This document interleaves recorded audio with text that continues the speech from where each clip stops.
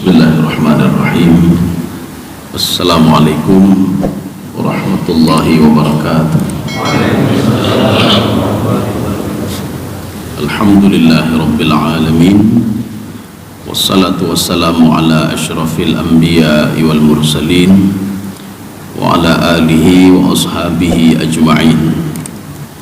Raditu billahi rabba wa bil islami dina wa bi Muhammadin nabiyya wa rasulah. Rabbi shrah li sadri wa yassir li amri wahlul 'uqdatam min lisani yafqahu qawli. Allahumma ij'al jam'ana hadza jam'an marhuma wa tafarruqana min ba'dihi tafarruqan ma'suma.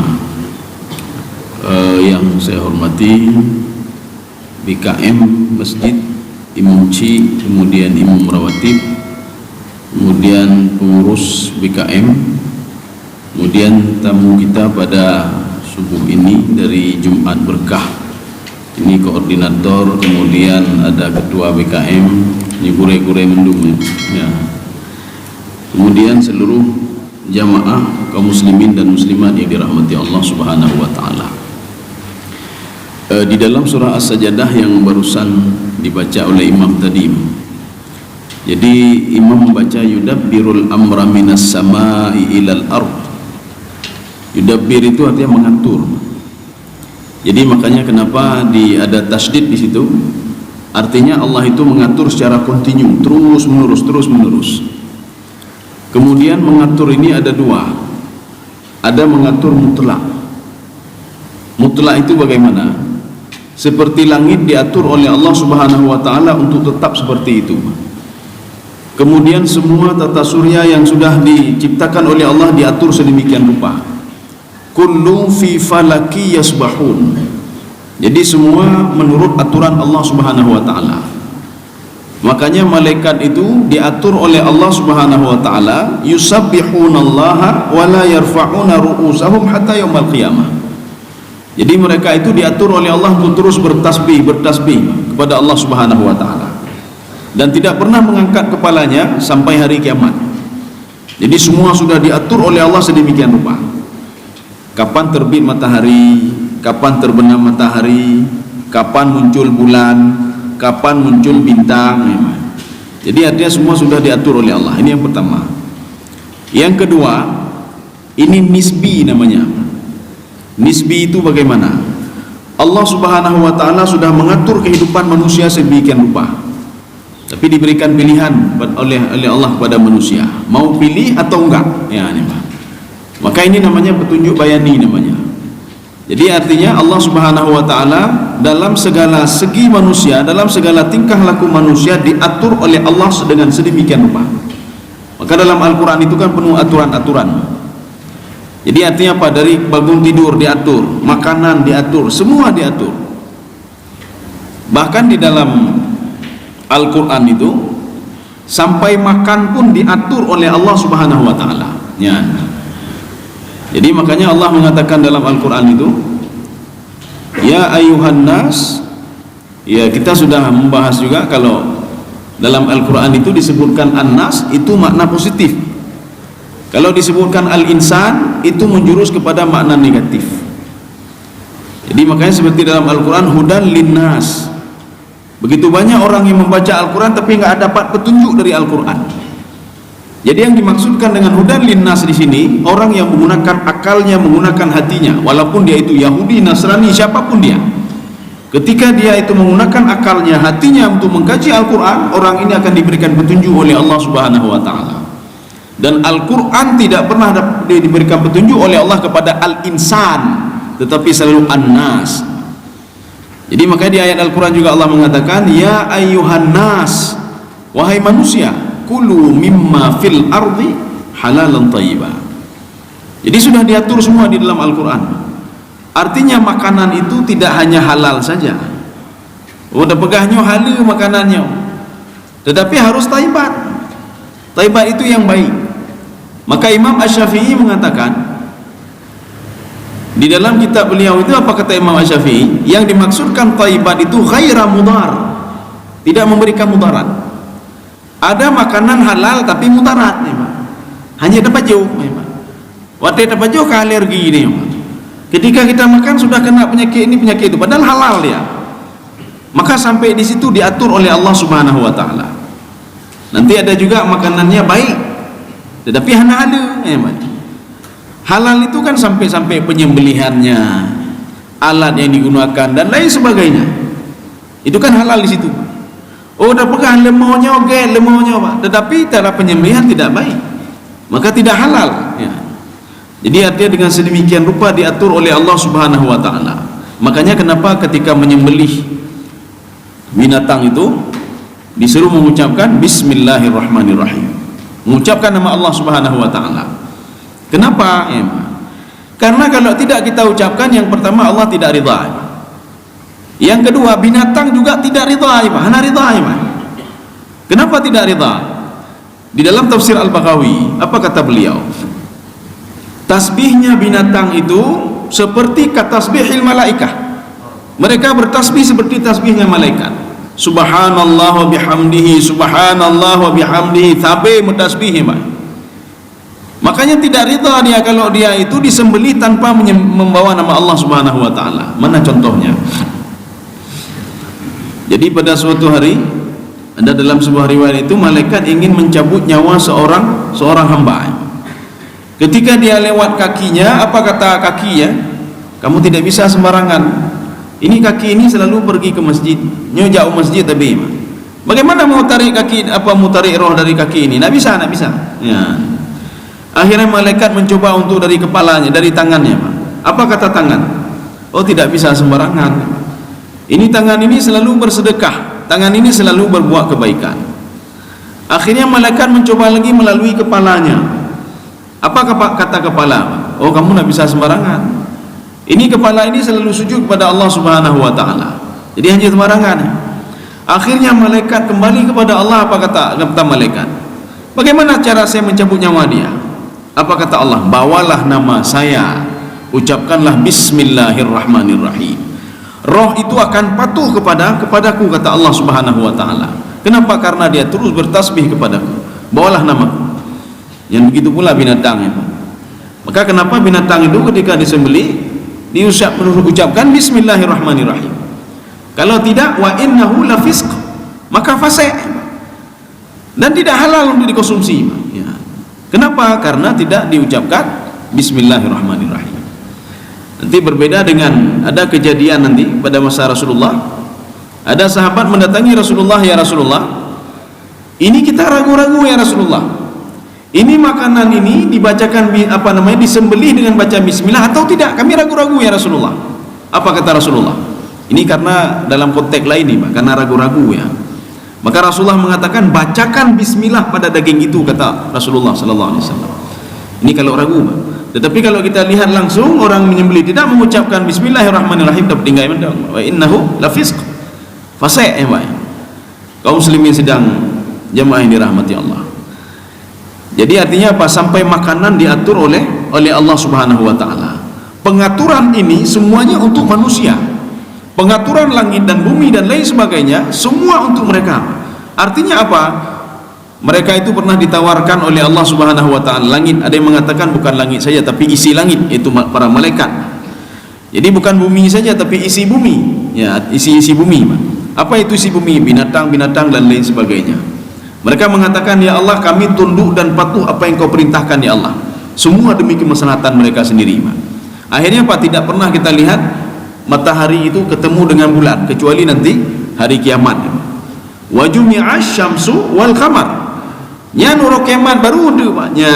Itu muncul sama-sama nanti dari sebelah barat. Kalau sekarang muncul matahari sebelah timur, ketika matahari terbenam muncul bulan. Tapi ketika hari kiamat nanti wa jumi'asy syamsu wal qamar, dua-dua muncul sebelah barat. Kaum muslimin sedang jemaah dirahmati Allah. Jadi begitu juga pengaturan yang Allah berikan kepada manusia, itu sifatnya adalah petunjuk bayani. Diberikan kepada manusia ini, saya berikan jalan kebaikan, saya ajarkan jalan kejahatan, terserah kamu mau pilih yang mana. Ini saya ajarkan kamu makanan yang baik begini, makanan yang jelek begini, terserah kamu bagaimana. Makanya di dalam kitab Ihya Ulumuddin yang dikarang oleh Imam Al-Ghazali, beliau mengatip sebuah riwayat di situ su'ul khuluq yufsidul akhlaq, su'ul khuluq yufsidul al-amal. Buruk akai itu bisa merusak amalnya, buruk akai. Jadi makanan itu bisa membentuk karakter seseorang. Kalau makanan yang kita peroleh dari mencuri, maka karakter itu akan membentuk sifat itu, makanan membentuk karakter seseorang. Jadi makanya dari makanan saja sudah berpengaruh pada ibadah. Makanan tidak baik, jangan pernah mengharap ibadah baik. Maka orang pun dah bekah katanya ahli tahajud je, tapi dah baju yang haram, dah baju ada goma. Kita mendalimi orang lain, kita makan punya hak orang lain, maka ibadah juga berpengaruh, dan pengaruh ibadah. Kaum muslimin sedang jemaah yang dirahmati Allah Subhanahu wa taala. Jadi makanya Allah Subhanahu wa taala ini mengatakan wala tattabi'u khutuwatis syaitan. Jangan kamu ikut langkah syaitan. Apa maksud langkah syaitan? Hana akhlak, hana adab. Syaitan sudah diciptakan sedemikian rupa oleh Allah Subhanahu wa taala. Diberikan fasilitas oleh Allah Subhanahu wa taala. Diberikan kesempatan untuk beribadah oleh Allah Subhanahu wa taala. Tetapi ada dua hal yang dilakukan oleh syaitan. Yang Allah mengatakan jangan tiru syaitan itu. Hana patuh waluni, aba wastakbara. Jadi dia tidak patuh. Artinya apa? Ini hubungan dengan akhlak, moral. Jangan ikuti syaitan. Jangan kamu ikuti syaitan ketika Allah mengatakan ini halal, kamu rubah menjadi haram. Ketika Allah mengatakan ini haram, kamu rubah menjadi halal. Yang kena bubu syaitan artinya apa? Dia tidak patuh kepada perintah Allah Subhanahu wa taala. Artinya apa? Ibadah yang dilakukan selama ini 1500 tahun lamanya. Kalau di dalam tafsir Sawi dikatakan bukan 1500, samanina alfasanah, 80.000 tahun lamanya tidak membentuk karakter dia sedikit pun. Ini kalian katanya kapadun kata ibadah katanya termasuk ilmu pribadi. Kalian roh katanya pernah merubah karakter. Menyomentang lagi karakter third ini. Lagi karakter third akai mentang perangai lagi awal Artinya ibadah kita itu perlu diteliti kembali. Kita sudah beribadah, sudah salat, tahajud, baca Quran, buat ini, buat itu, tapi sedikit pun tidak memberikan pengaruh. Yang kendaraan katanya ditiro ada bengkel, tapi ada merubah antara dua ada kalian nyoba le masalahnya. Jadi apa? Tidak pernah berubah. Sudah buat ini, buat itu, anda tak merubah-rubahnya. Artinya rugi saja. Jadi rugi saja kita beribadah. Kalau ibadah itu tidak bisa membentuk karakter dan merubah karakter manusia itu sendiri. Kaum muslimin sedang jemaah yang dirahmati Allah. Ini Allah mengungkapkan wala tattabi'u khutuwati syaitan. Jangan ikuti syaitan. Syaitan itu berasal dari kalimat syatana yashtunu syaitan. Artinya apa? Syaitan itu ba'id an rahmatillah. Ini kata Ibnu Abbas. Jadi makna syaitan itu jauh dari rahmat Allah. Menyota peto syaitan Gedanya ji'uh ke rahmat Allah. Sama seperti kita mendekati orang-orang yang berbuat maksiat. Kalau kita dekat sama orang buat maksiat, makanya nanti ketika orang maksiat diberikan bala atau azab, gedanya kena bala dan azab. Kalau kita dekat dengan orang-orang saleh, ketika diberikan rahmat oleh Allah, keberkahan oleh Allah, paling enggak kita juga dapat keberkahan. Walaupun ibadah gedanya bacu-bacu tepat, ino bacu dia bacu, hana pun dah boleh. Karena mungkin ilmu bacu. Tapi dengan dong orang-orang saleh, ketika diberikan keberkahan, keberkahan juga diberikan kepada kita. Kaum muslimin sedang jemaah yang dirahmati Allah. Maka ini maksud Allah apa? Bukan syaitan saja, iblis begitu juga. Iblis begitu juga. Jadi makanya kalau ditanya, itu syaitan itu siapa sebenarnya? Ibnu Abbas mengatakan, asyaitanu min waladi iblis. Syaitan itu adalah anak iblis. Makanya iblis itu dulu namanya bukan iblis, namanya Azazil dalam bahasa Ibrani. Kalau di dalam bahasa Arab itu Harith namanya, Harith. Jadi dalam bahasa Ibrani Azazil kan bagus sekali namanya. Tetapi ketika dia membangkang kepada Allah, maka dicap oleh Allah iblis dia. Maka iblis itu adalah sebuah sifat. Maka ada juga manusia yang sifatnya seperti iblis. Ada manusia yang sifatnya seperti syaitan. Jadi baik dipikir iblis itu adalah jins kelompok ini. Tidak, itu adalah nama karena mereka ingkar kepada Allah. Maka dikatakan kenapa iblis itu dikatakan sebagai iblis? Li'annahu tamarrada, karena dia membangkang. Padahal nama dia kan bagus sekali, Azazil, bagus sekali Haris dalam bahasa Arab. Maka tatkala dia membangkang langsung berubah nama menjadi iblis. Kaum muslimin sidang jamaah yang dirahmati Allah. Maka berbeda lagi dengan Imam Asy'arawi. Imam Asy'arawi dalam tafsir beliau, apa kata Imam Asy'arawi? Jin itu ada dua, kata beliau. Ya, jin itu ada dua. Karena ada yang bertanya nanti, nyopo hubungan jin, iblis dan syaitan serta malaikat? Kalau di dalam hadis Aisyah itu jelas, malaikat itu malaikat, iblis hana hubungan sama sekali, tidak ada hubungan. Tetapi kalau kita lihat dalam konteks nahu, di dalam kitab Sibawayh, Imam Sibawayh mengatakan setiap kalimat kemudian ada illah, setelah illah adalah bahagian daripada sebelumnya. Semua malaikat sujud kecuali iblis. Di dalam kaidah ilmu nahu, kalimat kecuali itu seperti siswa-siswa masuk semua ke dalam kelas kecuali dua siswa. Maknanya apa? Dua siswa adalah bahagian daripada siswa yang ramai tadi.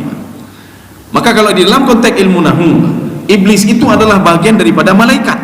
Kenapa? Fasajadal malaikatu kulluhum ajma'un illa iblis, kecuali iblis. Kalimat kecuali iblis, iblis adalah bahagian juga dari malaikat kalau di dalam kaidah ilmu nahu. Tetapi ini dibantah oleh Imam Al-Baydawi melalui sebuah riwayat dari hadis Aisyah. Apa kata Aisyah? Malaikat sudah jelas, malaikat diciptakan min nur, dan diciptakan iblis itu min nar. Nur dan nar itu saja bedanya. Nur itu apa? Nur cahaya, kan beda cahaya. Jadi ada nur dan cahaya. Jadi cahaya itu tidak sama seperti api. Kemudian kalau iblis itu min nar, dia dari api. Makanya Imam Asy'arawi beliau dibagi dua. Jadi kata beliau, jin itu ada dua. Jin yang pertama adalah jin yang diberikan hukum taklifi oleh Allah Subhanahu wa taala.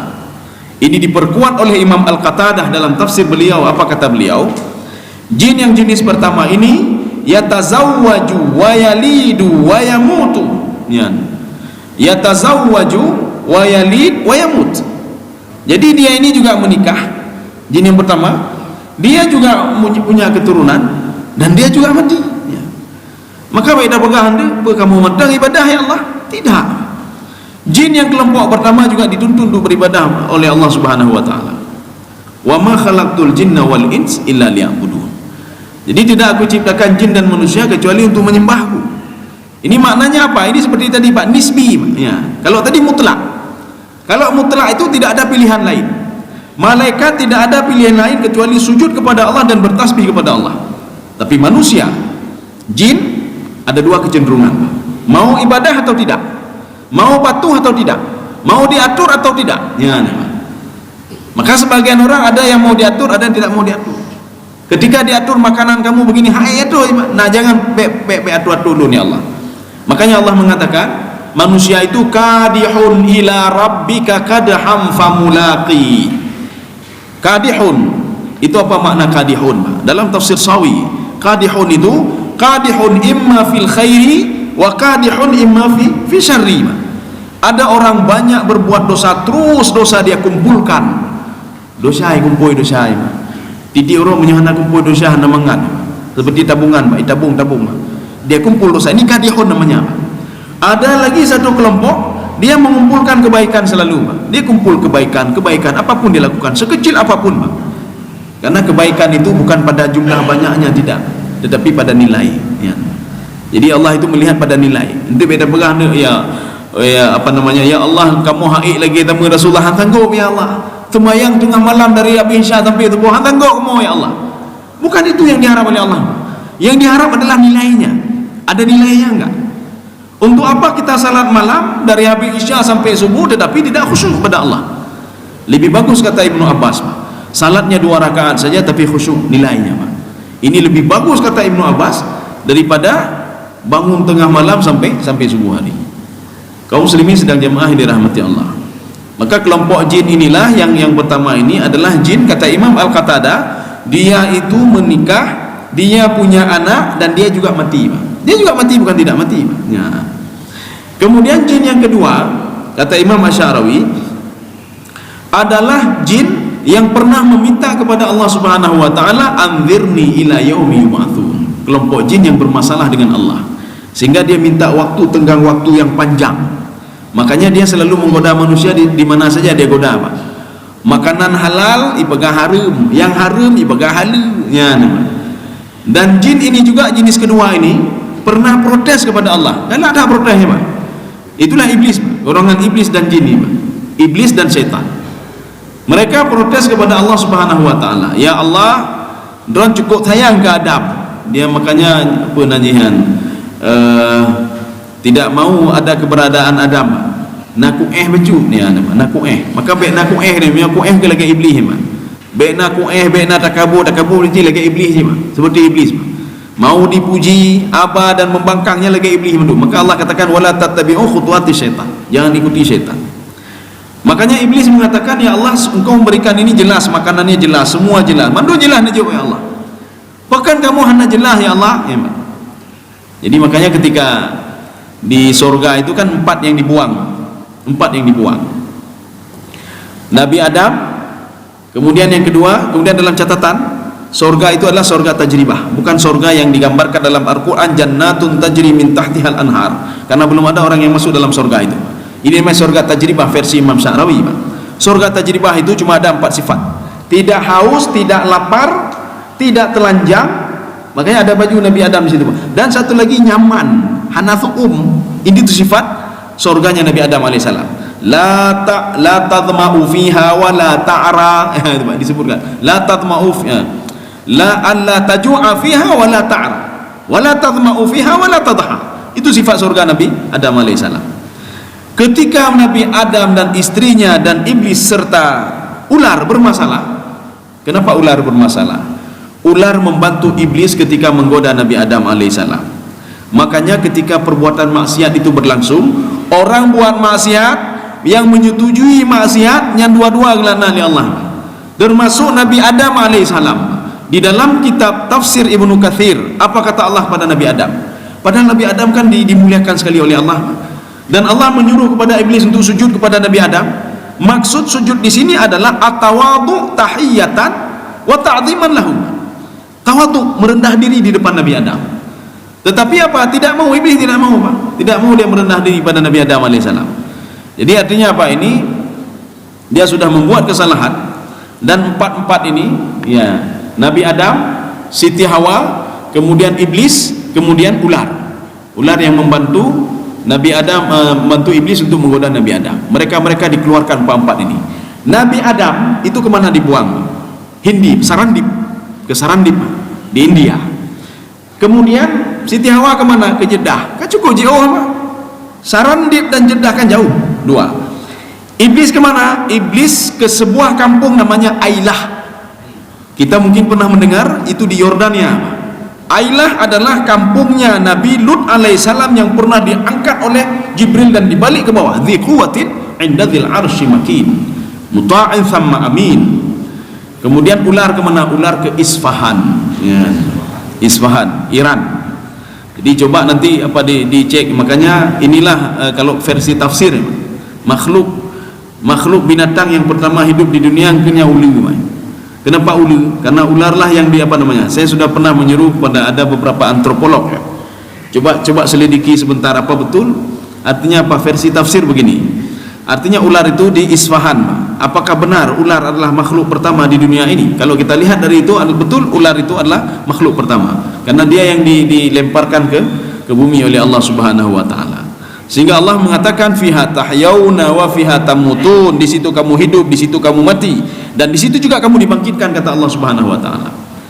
Maka ketika itu iblis mengatakan kepada Allah, ya Allah, don cukup sayang ke Adam, hana sayang ke kamu, ya Allah. Allah mengatakan, ada apa dengan kamu? Saya sayang semua, kata Allah Subhanahu wa taala. Adam, kau berikan makanan, ya bunuh, makanan nanti disuruh ada makanan halal dan haram dan lain sebagainya. Kami tidak ada dapat makanan apa-apa, ya. Maka Allah mengatakan, kamu jatah makanan kamu ada, kata Allah. Bukan tidak ada. Makanan kamu adalah makanan ibnu Adam yang tidak membacakan Bismillahirrahmanirrahim ketika dia makan. Jatah minuman kamu ketika Ibnu Adam itu dia tidak membaca Bismillahirrahmanirrahim, itulah jatah minuman kamu. Cukup senang Iblis mah. Berarti kapah dah ni ada Iblis. Ya. Ini diperkuat oleh Imam Al-Qatadah dalam tafsir beliau. Kalau ada orang nanti ragu-ragu, apa Iblis baju makanan dia? Panin ada Iblis mana tepu-tepu. Dijawab oleh Imam Al-Qatadah, asyaitanu yadhuqu wa yat'am. Syaitan bisa merasai makanan kita dan bisa kenyang dengan makanan kita. Makanya katanya kadang-kadang pajobu piring temu piring penuh, tapi piju tapi pindah tapi apa? Nya datanya oleh dengkunan baca bismillah tu. Ya nama. Nya datanya oleh. Karena orang pada kena nyembuh cukup je penyakit. Ada orang vitaminnya lengkap semuanya apa? Ya. Kan 4 sehat 5 sempurna ni, 9 sehat 10 sempurna ya, Pak. Karena vitaminnya mandum nah kayak Pak ya. Ya. Semua lengkap. Tetapi penyakit juga lengkap Pak beliau Pak. Ya. Penyakit juga lengkap. Nyawat dia penyakit lengkap datang yang dengkunan baca bismillah tu. Ya. Menyuhana baca bismillah nya kan melawak-lawak ngenjin dalam tubuh orang ni Pak. Artinya apa? Dengan leluasa iblis itu bisa masuk dan keluar, bisa masuk dan keluar. Dia apa yang kita makan dicicipi semuanya Pak. Ya.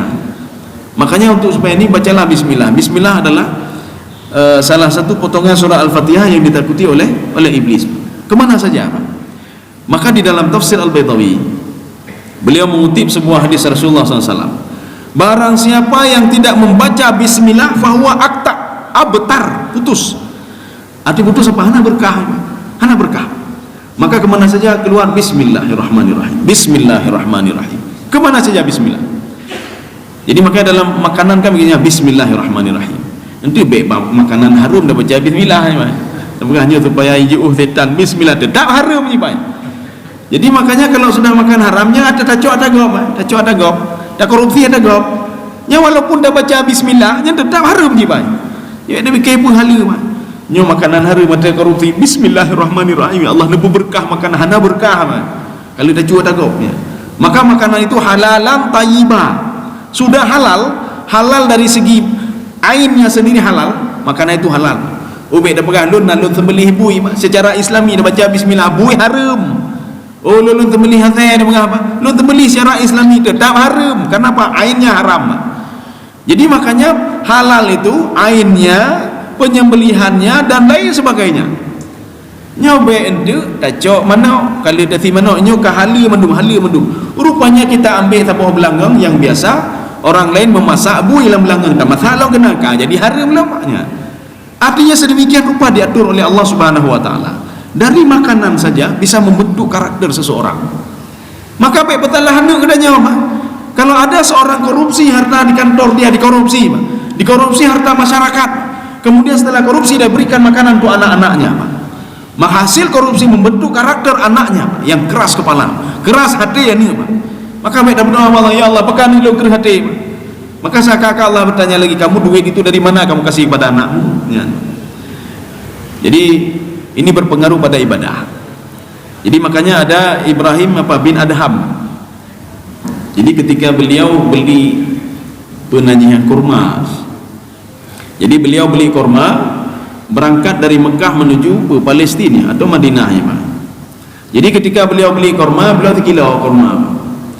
Waktu beli sekilo kurma itu di Mekah itu dia beli sekilo, rupanya beliau nak tahu ada kurma yang jatuh di timbangan, beliau pikir itu adalah kurma yang jatuh dari plastik beliau, rupanya dari atas dia jatuh ke menyumbang. Itu yang diambil Pak. Ya di baju. Ini kan kurma alun Pak. Rupanya bukan kurma beliau itu Pak. Kalau kita kan biasa gini Pak. Kita yang dah belum berambut, rasa ile je, rasa ile Pak. Atau belum kacang, rasa ile je. Rasa aju. Geblo seperempat gerasa kata kilo Pak. Dia menyona urun 30 dolar lagi nyo, kabeh dagangan ni. Nya urun dagang pepem. Apa lo kaje weh je dengku ana peh neblo je cik ni. Ya weh juga ni. Nerasa padunggo 1 kilo nerasa neblo si on neblo. Ya Pak. Jadi artinya apa? Nya berdosa je Pak. Harum nak dapat jual dagang Pak. Kita minta izin dulu. Yang patok barambutan hanya dah cok je dapat jual je Pak. Dah izin lepa je lama ju. Ya Pak. Karena berpengaruh pada ibadah. Ada apa? Halalan thayyibah. Itu memang halal tapi kita makan sudah menjadi haram. Jadi Ibrahim bin Adham itu ketika sampai kepada suatu tempat kesenang dia kayak belum kurma 1 kilo. Ketika dia sedang salat Allah Akbar dengan izin Allah Subhanahu wa taala, dia bisa mendengar ada dialog dua malaikat. Malaikat pertama mengatakan rugoi semayang kai paju hari metagok. Pada yang paju korma tadi ini paju. Dan dia pun tidak tahu kalau korma itu adalah korma orang itu. Dia yang tahunya apa? Korma itu dia pikir korma yang jatuh dari plastik dia yang sudah ditimbang 1 kilo tadi. Rupanya tidak. Yang malaikat satu lagi mengatakan dia terganggu dalam salat dia. Bolehnya. Katanya satu lagi, rugi dia salat. Kenapa? Karena dia sudah makan haram. Ditanya malaikat, haram yang mana? Dia sudah memakan 1 biji korma punya orang lain yang bukan hak dia, medot-dot kanya nih. Akhirnya apa? Dia kembali lagi. Dia cari mana penjual korma itu. Ketika dia cari, rupanya penjual kormanya sudah meninggal dunia. Menyokatnya kan meninggal. Alhamdulillah ya Allah, hana libu Bandung. Hana libu Bandung. Lagi ada mutang. Waktu mutang, tipulan sudah meninggal dunia. Alhamdulillah ya Allah. Burung yang mutang le memedeci ya Allah.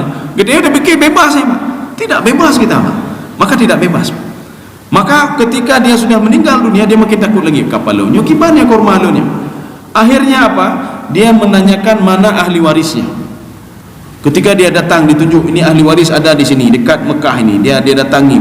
Ketika dia datangi, apa kata anaknya? Saya izinkan, 1 korma itu saya izinkan. Cuma saya tidak tahu saudara-saudara saya apakah mengizinkan. Saya mempunyai beberapa orang saudara. Lebih baik Tengku pergi saja minta izin sama dia. Dia minta izin 1 korma, dia minta izin. Menyebutkan alah pu izin teko kormanya. Tapi pengaruh pada ini kita, pada ibadah hana mangat, manduhana mangat, karakter ka berubah katanya gara-gara makanan harum bunuh. Kaum muslimin sedang jemaah yang dirahmati Allah. Makanya Imam Al-Ghazali mengatakan begini, kalau kamu punya utang sama orang lain, kalau kamu menzalimi orang lain, kalau kamu ada kewajiban sama orang lain yang belum kamu penuhi, tiba-tiba dia meninggal dunia, apa kata Imam Ghazali? Berikanlah hak orang meninggal itu kepada ahli warisnya. Carilah ahli warisnya. Kamu tidak terlepas begitu saja. Kalau tidak ada ahli warisnya, kata Imam Al-Ghazali, ya, ahli waris kahana, ambillah duit tadi itu, hak dia itu, kamu sedekahkan ke masjid atau apa saja kamu niatkan untuk dia. Ya Allah, nyokan lun dalimi di bulan duno ya Allah. Hana mau balik li, dia sudah meninggal, ahli waris nak ada, semua nak ada. Ini ya Allah, amal ibadah ini ya Allah terserah bagaimana ya Allah. Yang penting kerja ya Allah. Lu lepas ya Allah. 3. Yang keempat kata Imam Ghazali, duit tidak ada lagi, apa-apa tidak ada. Jadi ada mudah maka peng hanale untuk bayi tapi hanale. Apa kata Imam Ghazali? Berdoalah kepada Allah.